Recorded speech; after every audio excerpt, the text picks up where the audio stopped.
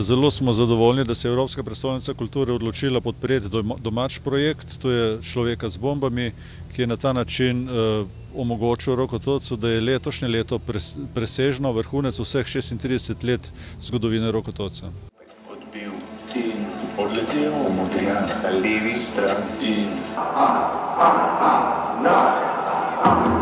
Človeka z bombami. Misleč tukaj na Srečka Kosovila in Antona Podbevška in na pesniško zbirko, predvsem Človek z bombami Antona Podbevška. Ja, pred davnimi časi je bila ideja o rock operi, to je v bistvu eno velikansko industrijsko podjetje, ki bi moralo to vzpostavljati. Sem pa zelo srečen, da se v bistvu ni razvila v to smer, ampak da smo pravzaprav teh par let razvijali v nek žanr, ki se imenuje pač detonacija. In se zvijali v krčih in krilili z rokami.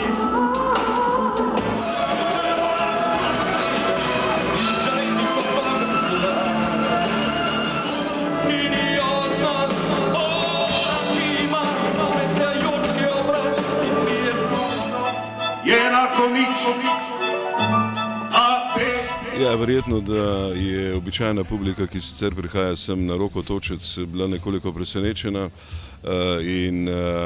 ampak mislim, da neka taka prireditev, kot je Rokotočec, da pravzaprav potrebuje neke vrste tako otvoritev, kot je bila današnja, in mislim, da je pametno in da je prav, da imajo tudi vsi ostali, ki so željni kulture v tem delu Slovenije, možnost, da spremljajo nek kulturni dogodek.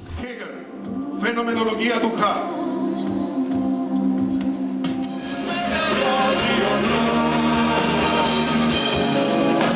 Priličal sem se igrati z resnico.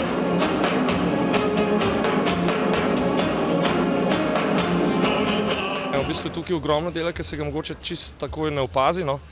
Ampak brez tega ne bi mogli tako. Tako da je ustvarjanje veliko bolj premišljeno, manj je te neke bazične inercije take, ampak je treba malo se prilagoditi tekstom, ampak itak je neskončno enih možnosti to uglasbiti. Mi imamo to srečo, da ta naš rock and roll lahko povežemo z neko klasiko, z neko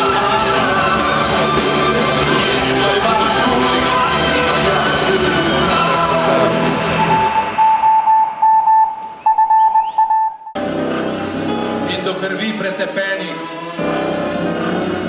človeških misli